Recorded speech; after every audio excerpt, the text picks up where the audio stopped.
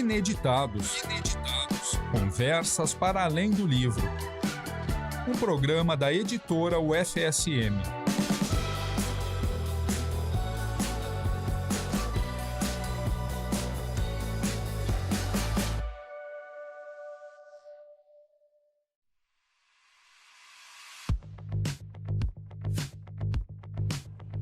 Olá para você que nos acompanha aí do outro lado, aqui é Jéssica Dalcin e estamos com mais um Ineditados, Conversas para Além do Livro, o programa da editora da UFSM aqui na UniFM 107.9. Tu pode acompanhar as iniciativas da editora no Instagram, em @editoraufsm, ou ainda no @livraria e grife UFSM, tudo junto. É a nossa loja, que fica ali na entrada do campus de Santa Maria, com um monte de coisa legal. Tem livro, tem coisas para volta às aulas, copos, canecas, bolsas, planners, tudo para tu sair passeando com a UFSM por aí. Nos acompanha em @ineditadospodcast, @editora UFSM, @livraria e grife UFSM. E hoje, em especial, hoje dia 13, nós temos um lançamento no nosso espaço cultural, que fica junto ali da livraria, só que na ponta daquele braço da nossa entrada ali no nosso campus, nós temos, a partir das 15 horas, os nossos professores, autores e conselheiros Lucas Zamberlan e Marília Barcelos, fazendo um lançamento respectivamente, Teoria da Literatura, o livro do professor Lucas, e Fundamentos em Editoração, o livro da professora Marília. Eles fazem parte da coleção Textos Introdutórios e vão estar lá junto de uma fala dos professores, apresentando suas motivações. Alguma coisinha deles vocês já conhecem aqui, que os dois já passaram pelo nosso Ineditados, né? Além dos livros à venda, é uma oportunidade de ter um autógrafo, um abraço dos autores e conhecer mais esses dois livros da coleção Textos Introdutórios. Como a nossa livraria fica ali do ladinho, quem quiser conhecer os outros títulos, é só dar uma passadinha, o pessoal vai estar lá pronto para receber vocês. E hoje nós vamos conversar com a professora Fernanda Barbizan e a doutoranda Maria Eduarda Quelotti, que são do PPG Farmacologia, para falar um pouquinho sobre uma descoberta que foi noticiada na nossa rede local, aqui a RBS, na sexta-feira retrasada, né, sobre um trabalho que já foi publicado internacionalmente e é sobre as propriedades da Marcela, que é um chá, uma planta bastante rica aqui da região, e que vão poder conversar um pouquinho sobre essas informações, essas novidades aí que trazem alguma esperança para coisas relacionadas às nossas capacidades neurológicas, né? Para falar assim amplamente. Professora Fernanda, seja muito bem-vinda. Muito obrigada. Boa tarde, Jéssica. É um prazer estar aqui. E Maria Eduarda. Boa tarde. Prazer. Obrigada pelo convite. Vamos começando, então, a gente sempre faz uma parte mais biográfica no início. Claro.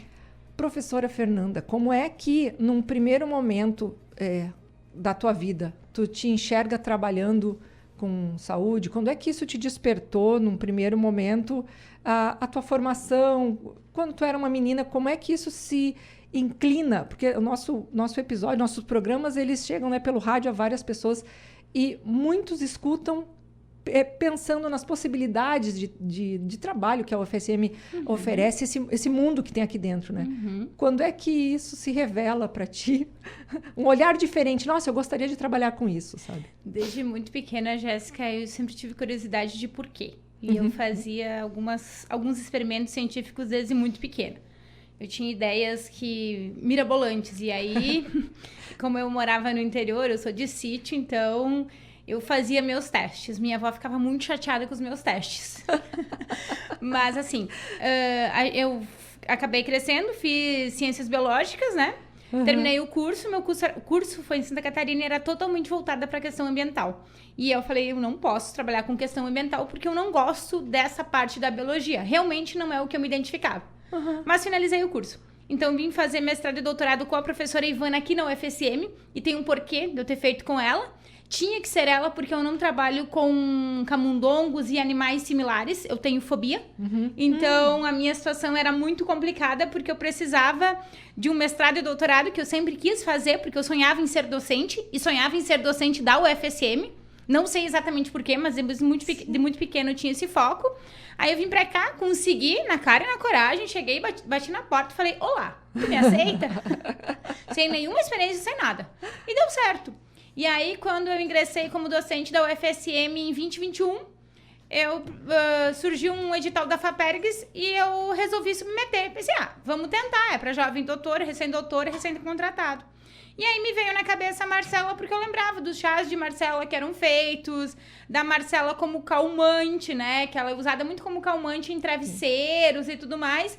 E pesquisando na literatura, a gente não encontrava nada. A gente não achava nada que mostrasse que realmente o uso popular tinha um embasamento científico. Sim. E aí, por isso, veio a Marcela. E como eu estava entrando na UFSM e a prof. Ivana, que foi a minha orientadora de mestrado e doutorado, estava aposentando, ela já saiu da UFSM, aposentou acho que há 1 ou 2 anos, a Maria Eduarda já entrou como minha aluna de iniciação científica. Daí eu falei, Duda, e aí, vamos trabalhar com a Marcela? E aí surgiu o estudo da Marcela. Agora, doravante chamada Duda, então, né?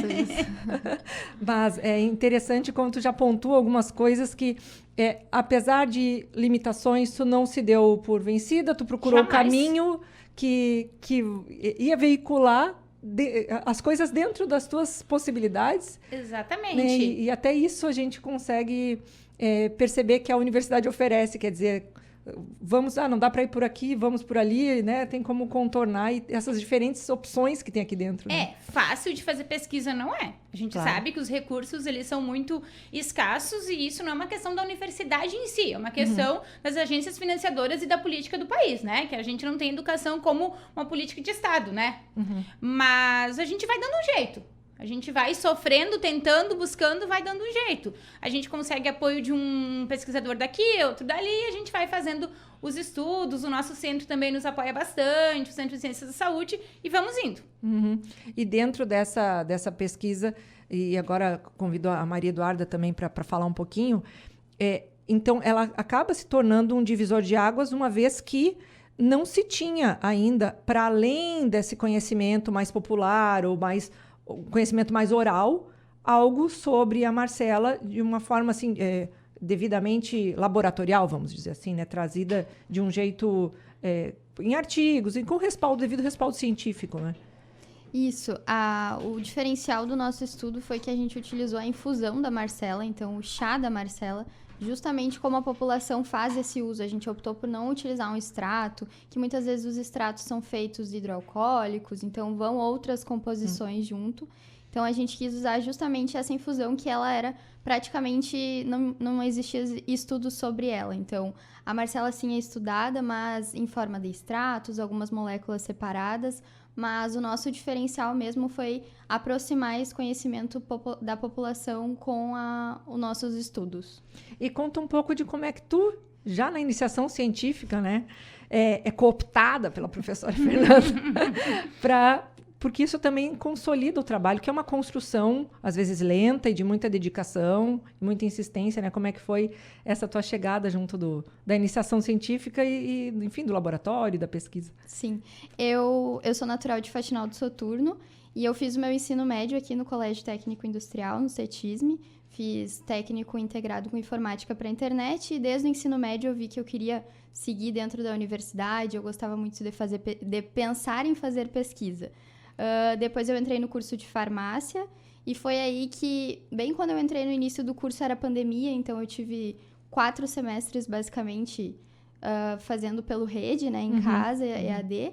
E depois, quando voltou às aulas, eu quis procurar um laboratório, achei a prof. Fernanda, que era minha professora de patologia, ingressei na iniciação científica e fui criando habilidades dentro do laboratório, principalmente com cultura de células. E daí a prof. Fernanda me deu essa oportunidade de ajudar ela nesses estudos com a Marcela. E vamos falar um pouquinho, então, do laboratório, né?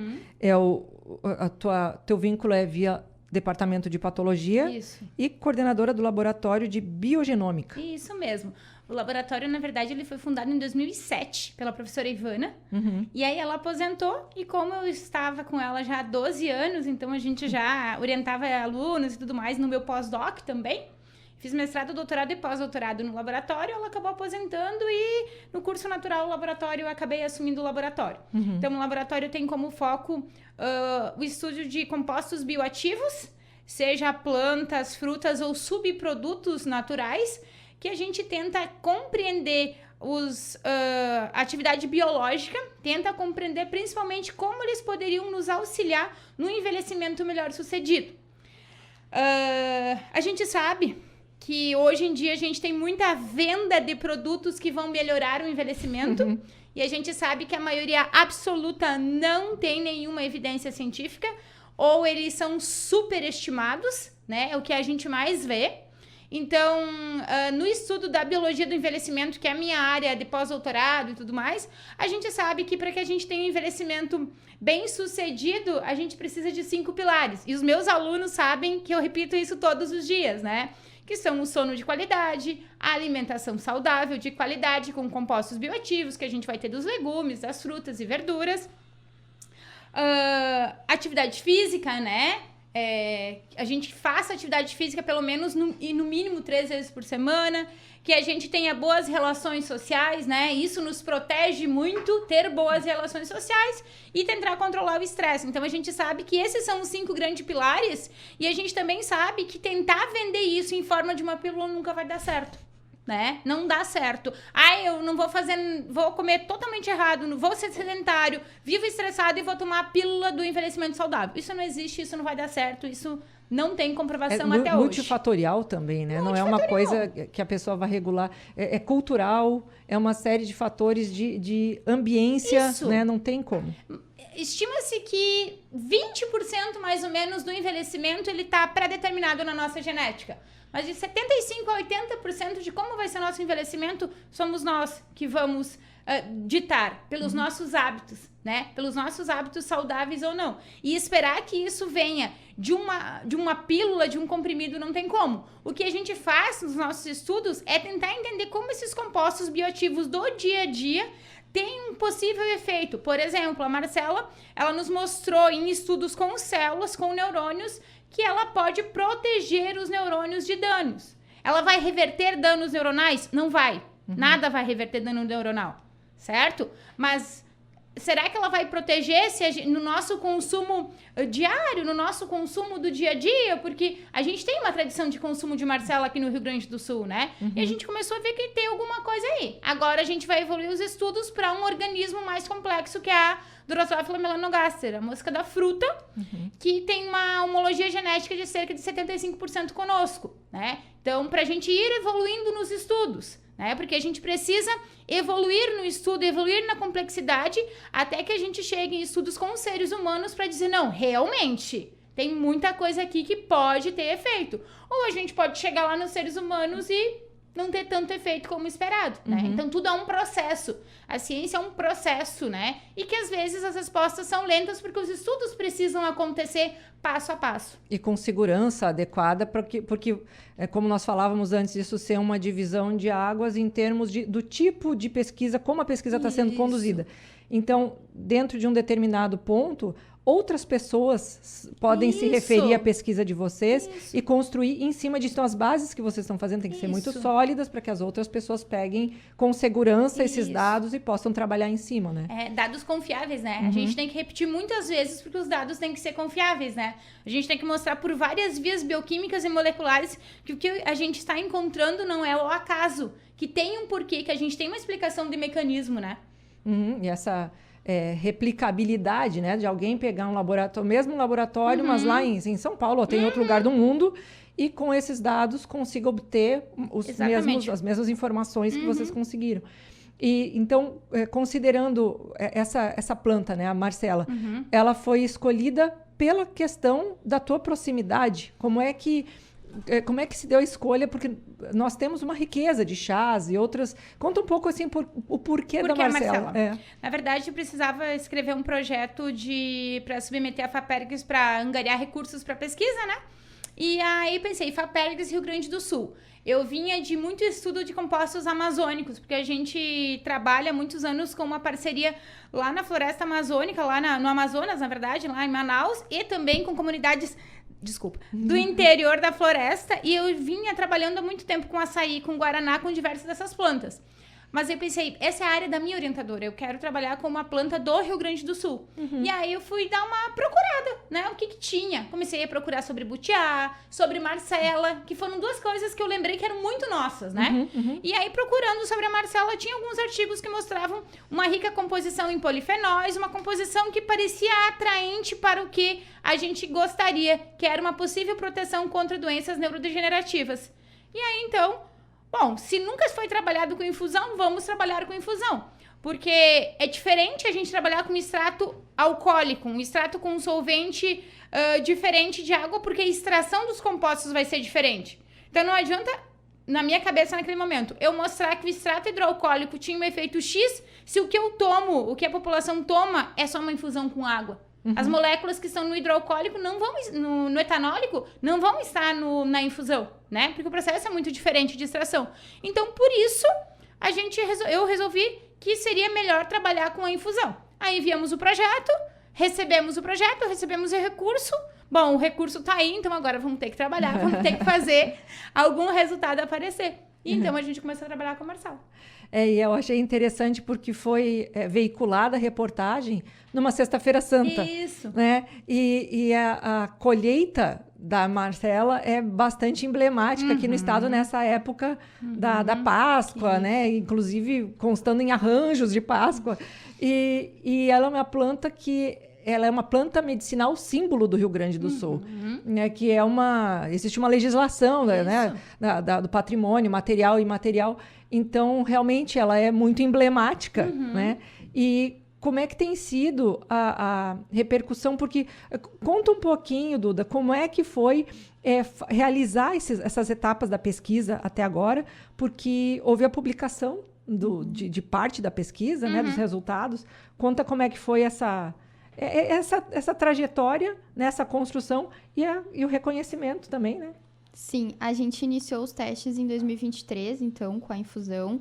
A gente primeiro caracterizou essa infusão para ver quais as moléculas que tinham dentro dela, a quantidade, se existia polifenóis, flavonoides, alcaloides. Então, a gente mapeou... Que são substâncias que protegem Isso. a parte neuroestrutural. Isso, podem ajudar. São compostos, em geral, compostos antioxidantes, né? Então, a gente mapeou a organização estrutural das moléculas dessa infusão e, a partir disso, a gente iniciou os testes com células.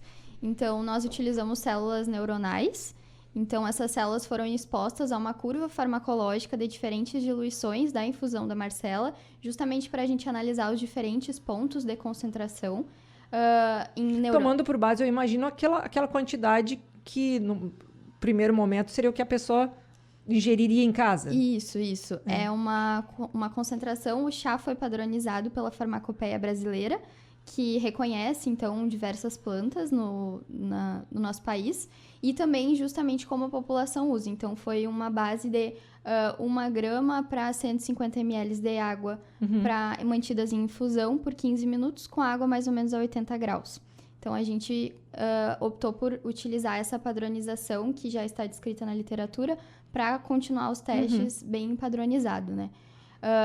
Essa curva farmacológica, então, nos neurônios, a gente obteve que a Marcela sozinha conseguiu aumentar um pouco da viabilidade dessas células, e depois a gente expôs esses neurônios a um dano e viu que a Marcela, então, foi capaz de proteger esse neurônio. A partir disso, com diversos outros testes, a gente conseguiu publicar numa revista, na Journal of Ethnopharmacology, que foi uma revista bem importante na área da etnofarmacologia. E os outros estudos a gente está dando seguimento, então, para conseguir avançar os estudos e também publicar mais dados. E etnofarmacologia me remonta a esse radical, coisas que a gente estuda nas ciências sociais, quer dizer, etnografias, que traz justamente aquilo que tem uma origem. Não é? Isso.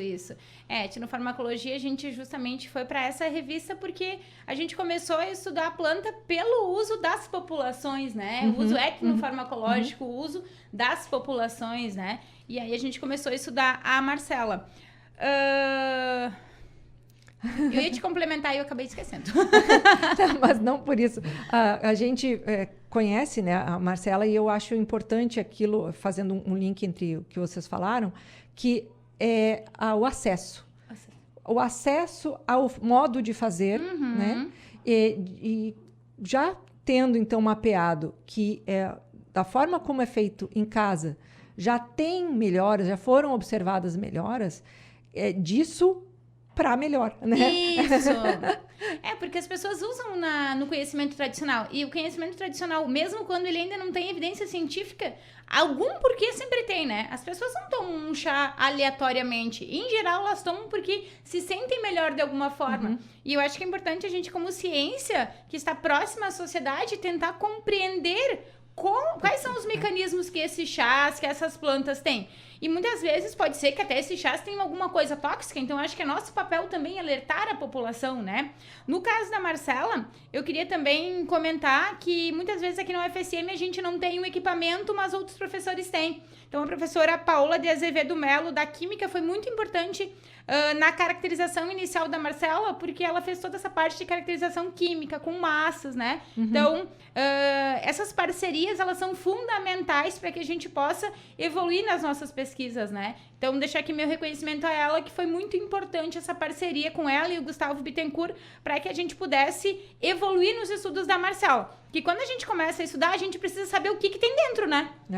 Sim. E aí, essa parte, o pessoal da Química é muito importante para nos ajudar a entender e nos dizer o que tem dentro. Porque, por exemplo, no meu laboratório, eu não tenho nem capacidade técnica, nem equipamentos para fazer esse tipo de caracterização. Mas aí a gente sempre tem um laboratório parceiro que faz isso e nos auxilia, né? Então, saber o que tem dentro é muito importante para a gente poder dar o segmento. Tenho mais polifenóis, tenho mais alcaloides, o que eu tenho mais? Que substância eu tenho a mais? Para que eu possa dar um direcionamento melhor para que área a gente vai trabalhar, a gente vai estudar. E a Marcela também é importante que a gente sempre lembre, né?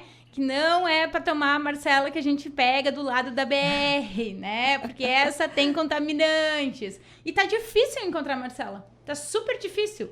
Não sei se é o excesso de uso de fertilizantes, não sei. Mas tá difícil de encontrar a Marcela, né? Nos campos, tá muito difícil. Até eu tava vendo, até vinculou também na RBS, no Zero Hora, essa questão da dificuldade, que a Marcela tá sumindo. Mas qual que seria, dentro da pesquisa que vocês estão fazendo, vocês utilizam de alguma procedência? Precisa ser sempre a mesma? Tem procedência, e a procedência é a horta da minha mãe na cidade de Ronda Alta. Mas porque a gente precisava de uma procedência, né? A gente precisava que fosse orgânico, né? Para a gente poder ter um composto natural. Então, a procedência ela é orgânica e a gente preza por isso. A gente não pode simplesmente... A gente não sai comprando em qualquer local, porque a gente está fazendo pesquisa, né? Sim. E não sei até que ponto que eu estou comprando pode não estar contaminado. Então, a gente tentou pegar de um local bem específico que a gente conhecesse muito bem. Sim, no teu caso, pré-vida acadêmica. Exatamente. Conhecendo muitíssimo bem. E até para fazer os estudos com plantas, a gente tem que registrar aqui no herbário da universidade, tem todo um processo. Eu até trouxe de lá a planta para registrar aqui. Então, tem toda uma história familiar também por trás da Marcela. E dentro... Bom, eu imagino que se a pessoa vai fazer o consumo, via de regra, ela teria que ter uma frequência desse consumo para ter algum desses benefícios, né? Isso seria o quê? Mais ou menos, tem que tomar o chá todos os dias, tem que observar... Eu sei que é uma coisa muito incipiente, porque a gente conhece muito dos benefícios para cólica, né? Algumas coisas é uma coisa mais imediata. Tomou, melhorou. Estava com dor de estômago, e toma e melhora. E esse não é algo assim, é mais sutil, né? Na verdade, assim, todo o composto antioxidante, que é como a Marcela funciona também, e anti-inflamatório, ela age principalmente porque o nosso corpo existem os chamados radicais livres, que eles vão, eu digo que eles vão enferrujando as nossas células, para ficar mais fácil a compreensão. E a Marcela nos ajudaria ela ajuda a impedir essa ferrugem, ou diminuir a velocidade dessa ferrugem, né? Mas esses compostos antioxidantes, eles têm esse potencial, então, de prevenção, né? Um potencial muito grande de prevenção. E essa prevenção, ela vai ser sempre potencializada com mais alimentação saudável, com mais atividade física, com sono de qualidade e tudo isso que eu vinha falando. Então, assim, a farmacopeia recomenda 25 a 35 florzinhas, inflorescências a cada 150 ml de água. Fica bem amarelo, é relativamente bastante para quem olha, né? E aí faz mais ou menos até 3 xícaras por dia, né, Maria Eduarda? Mais ou menos recomendado. E também lembrar que os chás, muitas vezes, as infusões, elas perdem propriedades quando elas ficam muito tempo expostas à luz. Então, vou fazer 1 litro e vou deixar ali e vou tomar durante o dia. Daí tem que tomar um pouco de cuidado pela quantidade, que parece que já passou, né? A gente recomenda até 450 ml, então 1 litro já não é recomendado, né? E também cuidar a questão da luz, né? Então, faz o chá e toma. Vai fazendo e vai tomando. Só que não dá pra esperar que o chá faça tudo sozinho. Claro. Né? A gente precisa dos bons hábitos de vida. O chá vai ser um complemento, vai ser um adjuvante para potencializar a nossa proteção. E dentro da pesquisa que está sendo feita, então, com drosófilas, né? Como é que... Fala um pouquinho do método, porque eu fico pensando, né, nas nossas... As mosquinhas, e elas têm 75% de similaridade com o nosso DNA. Isso é impressionante. Então, a gente vinha trabalhando com cultura de células e eu tenho uma pós-doutoranda, excelente dica de passagem, a professora Elise Musacchio, que vem de um laboratório da Unipampa que trabalha a vida inteira com drosófilas, né? E quando ela chegou aqui e se deparou com o modelo de cultivo celular, ela ficou meio assim. Aí ela me falou, será que a gente não poderia implementar moscas? Falei, bora lá, vamos implementar. Mas eu até te pergunto assim, porque para ir para a etapa das moscas, eu imagino que já tinha algum resultado prévio. Esses resultados prévios da cultura. Da cultura. Dessas células que foram publicadas. Daí, Isso. então, agora o que a gente está fazendo? O modelo de Drosophila melanogaster, ele é muito utilizado no envelhecimento humano, ele é muito bem estabelecido, porque ele tem várias vantagens. Baixo custo, e uma das grandes vantagens é que o ciclo de vida da mosca é curto, né? De 2 a 3 meses no máximo. Então, tu consegue acompanhar a vida inteira da mosca rapidamente, né? Então, a gente já vem fazendo estudos com outras moléculas também, para a gente ver o quanto essas moléculas podem interferir no processo de envelhecimento ou modular doenças, como Alzheimer e Parkinson. É possível induzir as doenças através da exposição de moléculas tóxicas, certo? Então, por exemplo, agora a gente está implementando o modelo de depressão nas drosófilas, né? É induzida a depressão através de uma diminuição da produção de serotonina, menos serotonina na fenda, vai fazer com que a pessoa tenha um fenótipo, né, de depressão. E aí a gente vai tratar essas moscas com Marcela para ver se essa Marcela realmente melhoraria alguma coisa na fenda, melhoraria a serotonina, para que de repente ela pudesse ser um tratamento adjuvante aos inibidores da recaptação de serotonina, né? Nunca pensando em substituir fármaco, mas sim pensar em complementar, em utilizar a nossa biodiversidade no complemento ao que a gente já tem farmacologicamente. Claro, se a gente puder evoluir, chegar a moléculas específicas, esse é sempre um sonho, né? Mas a gente sabe que isso é demorado e é um longo caminho a se percorrer. E sempre pensando nessa caracterização química, né? Como é que é feito? É comportamental, então, a avaliação, porque... É complementar, na verdade. A gente analisa, por exemplo, os níveis de dopamina e o comportamento delas. Por exemplo, tem um ensaio que é o ensaio de campo aberto, que a gente vê se a mosca, ela explora o ambiente em que ela está. Tem tantos quadrantes que são contados. Se ela explora mais, ela está mais ativa, tende a estar em maior homeostase, tende a estar melhor. Se ela explora menos, já tendemos a ter um modelo mais de depressão, ou de Parkinson, de Alzheimer, dependendo do que a gente está estudando. Sim, porque é diretamente ligado à mobilidade dela. Isso, ao comportamento. E também se faz os testes moleculares bioquímicos. Análise da expressão de genes relacionados, no caso da depressão, os níveis de dopamina do neurotransmissor, níveis de triptofano, que é um precursor da dopamina. Então, a gente complementa o comportamento com as moléculas químicas, com a bioquímica, para a gente ver se tem uma lógica, né? Para a gente ver se são complementares. Dos neurônios da drosófila. Sim, dos neurotransmissores da drosófila. Da drosófila. Que legal. O comportamento é ela inteirinha viva, né? Sim. E a dopamina daí é feita com as cabeças. Mas eu fico impressionada porque é uma estrutura que eu imagino, eu não conheço o laboratório, mas, claro, é um laboratório que já vem com quase 20 anos de existência, né? E eu fico pensando no quanto da universidade que tem e que a gente não conhece. Com certeza. Porque é uma estrutura, eu imagino, com a quantidade de pessoas ali trabalhando, porque nós temos resultados aí que podem dar base, né, como nós falávamos antes, para outras dezenas de pesquisa. O que a gente faz é pesquisa básica, na verdade, né? E aí, a partir da base, outras pesquisas vão pegar os nossos resultados e vão evoluindo, né? E dentro desse laboratório, que outras atividades hoje? Vamos falar um pouquinho do laboratório, o que ele oferece e até se outras pessoas quiserem conhecer, se aproximar, outras linhas, outros profissionais que estão lá. O nosso foco hoje é estudar compostos bioativos na modulação do envelhecimento, né, de doenças neurodegenerativas e também na cicatrização.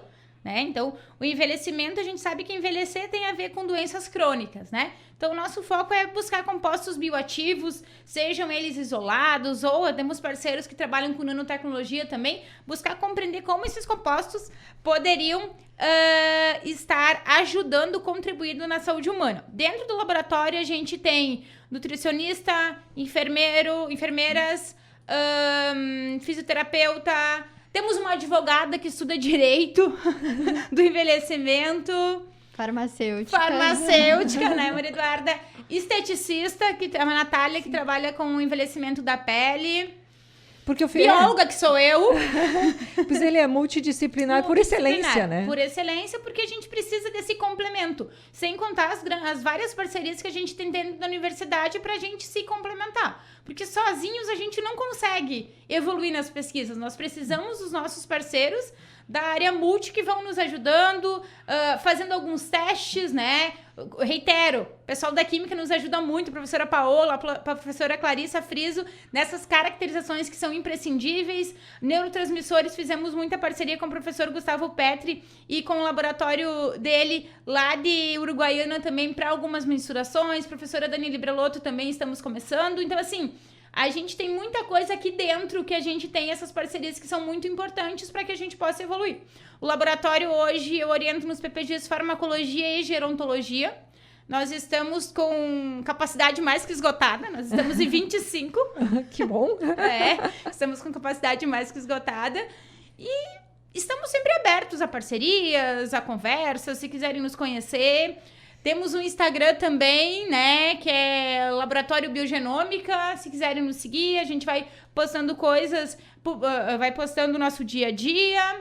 Enfim, o laboratório fica no prédio 19 e no prédio 20. A gente tem 2 salas separadas, porque onde eu faço cultura de células eu não posso ser drosófila, porque uma contamina a outra, né?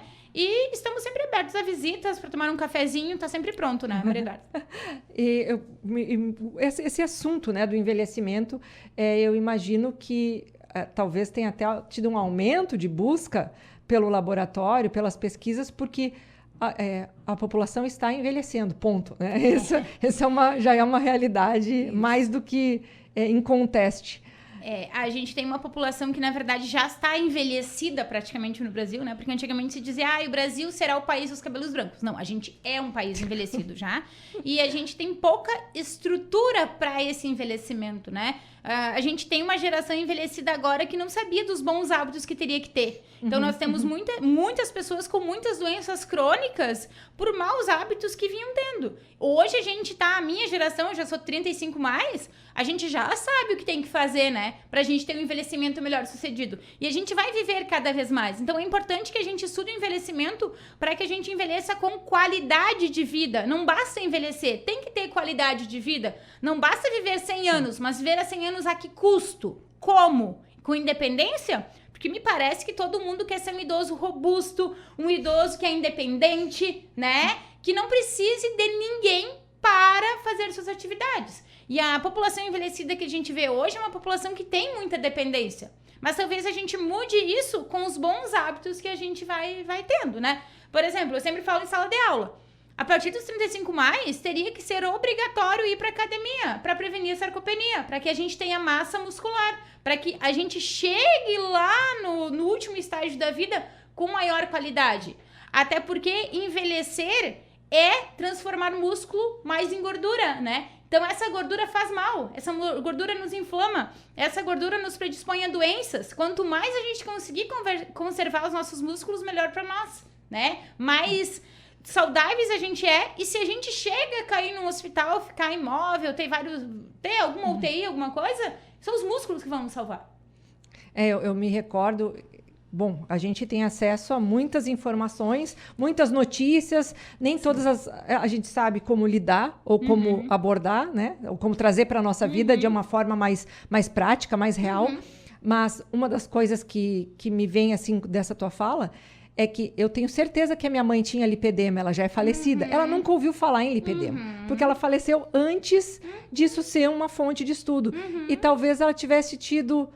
talvez não, com certeza, ela teria tido caminhos para resolver dores, as quais ela se queixava, resolver inflamações, que hoje eu consigo, eu com meu lipedema, consigo agir proativamente até, porque a gente já conhece alguns caminhos que vão acontecer lá na frente, a gente pode agir antes que eles aconteçam, né? E os estudos demonstram isso, né? Graças a alguém que estudou, tu pode fazer essa prevenção e até esse tratamento, né? Então, é mais ou menos essa linha que a gente busca compreender. E também a gente tem alguns estudos com casca de resíduos. Por exemplo, a casca da semente da amêndoa do cacau.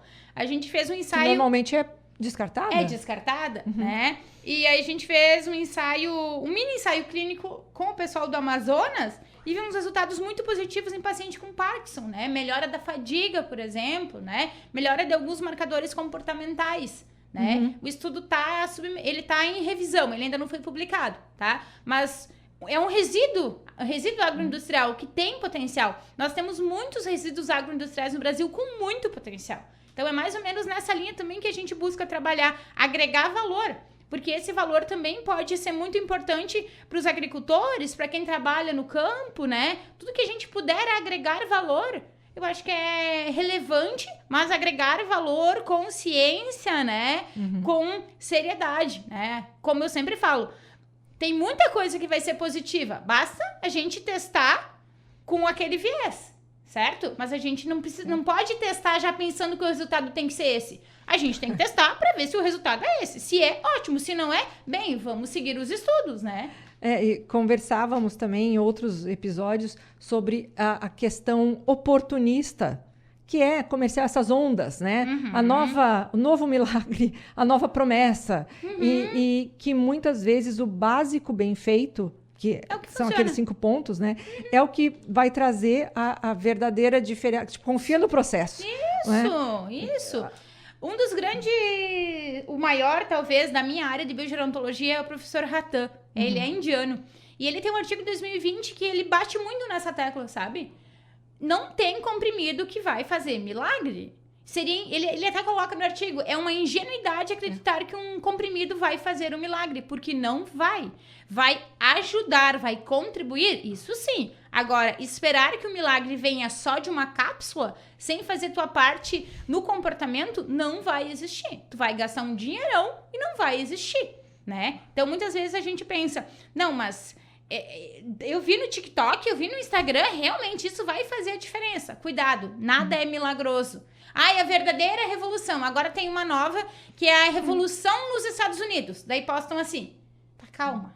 Não sei se é a revolução assim. Nós, em alguns episódios anteriores aqui, a gente teve o professor Gustavo Pedrosa, que é da Educação Física, que ele nos trouxe, e também a professora Vanessa Kirsten, que esteve aqui com o Breno, que falaram dessa coisa de como, às vezes, um influenciador ou uma pessoa que se diz muito bem sucedida em algo consegue suplantar toda a credibilidade de um profissional da área com anos de experiência, porque essa chuva de informações faz com que a pessoa que está do outro lado talvez fique tão sobrecarregada que ela não sabe mais nem a quem recorrer, né? No domingo, uma amiga me mandou um vídeo do Rios no Instagram com a promessa que o Nada Mais seria a pílula da longevidade. Daí eu falei pra ela, olha, amiga, eu acho que não tem como só o Nada Mais, porque tu tem todo o resto dos cofatores dentro da mitocôndria. Ele sozinho não vai fazer nada, não vai salvar nada. Então, assim, se o resto da cadeia mitocondrial não funcionar, não vai ter como ele fazer milagre, sabe? Mas era realmente uma postagem, e aí tinha o nome do, acho que era médico, CRM e tudo, mas... Porque é uma coisa feita de um modo alarmante, de propósito. Para venda. e utilizando o profissional que está ali, ele é real, ninguém está dizendo que o profissional não existe, mas ele também se aproveita desse tipo de motor. Isso, né? isso. E as pessoas cada vez mais querem resultados imediatos. Eu também quero resultado imediato. Todo mundo quer resultado imediato, né? E aí, muitas vezes, esse é o problema, né? Se aproveitam desse imediatismo que a gente busca. Só que o imediatismo, infelizmente, não tem esse resultado a longo prazo, né? Não tem. Não muda. Outra coisa também que às vezes, como falávamos no básico, né? Hidratação, né? Eu sempre falo, né? Hábito de tomar água. A gente esquece, eu esqueço de tomar água às vezes. Estamos aqui com os nossos copinhos, né? Mas quando eu uso aquele creme que se diz... enfim, anti-rugas, anti-aging, que já é uma coisa que nem se fala mais, né? Porque envelhecer todo mundo vai, então não tem como retroagir. Só é anti-aging se tu morrer antes. E nada vai trazer para a tua pele água se ela não tiver água de dentro para fora, né? Não de fora para dentro. Os cremes ricos em colágeno. Pois mas o colágeno é uma proteína gigante, não vai entrar pelos poros, não tem como.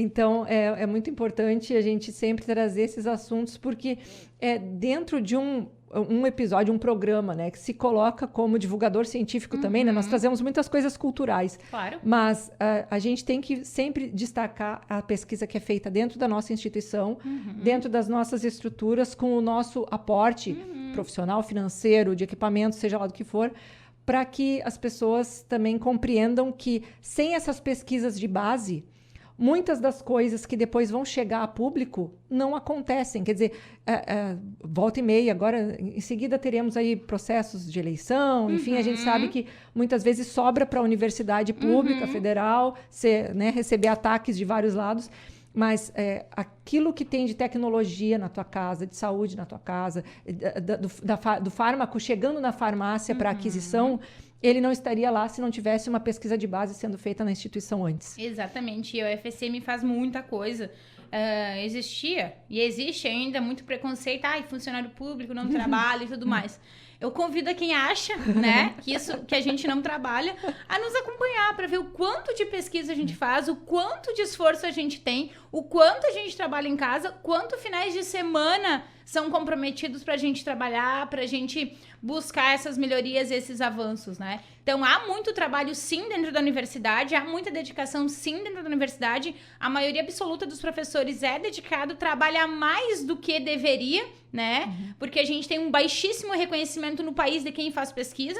Nós somos contratados para sermos principalmente professores, né? Há um baixo reconhecimento de quem faz pesquisa, mas a gente faz por dedicação, faz também para levar o nome da UFSM, e há muita dedicação aqui dentro, sim. Muito bem, a gente está indo aqui para os nossos minutinhos finais e aproveitando essa tua fala, eu acho que tem, né, não é o mote do programa, mas enfim, já que o assunto veio, aqui é um pequeno mundo, né? Como qualquer outro recorte da sociedade.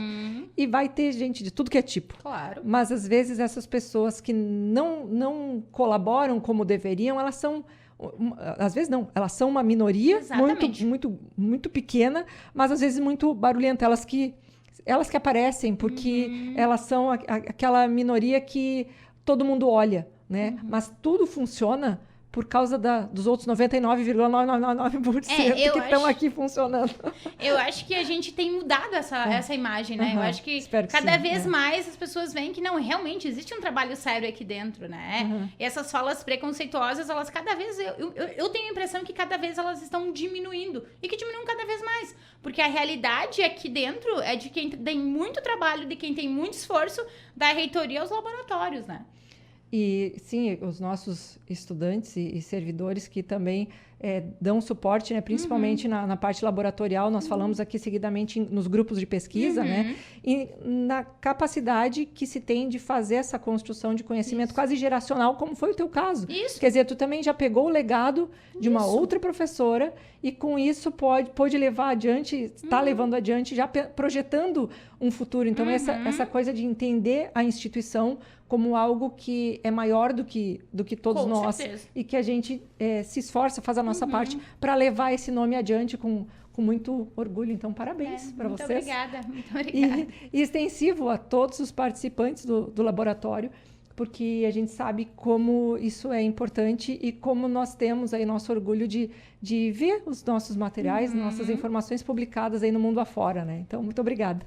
Eu que agradeço pela oportunidade da gente conversar um pouquinho sobre as nossas pesquisas, sobre o mundo da pesquisa, que muitas vezes é difícil, né, das pessoas entenderem como funciona, e estamos sempre às ordens. Muito obrigada pela oportunidade.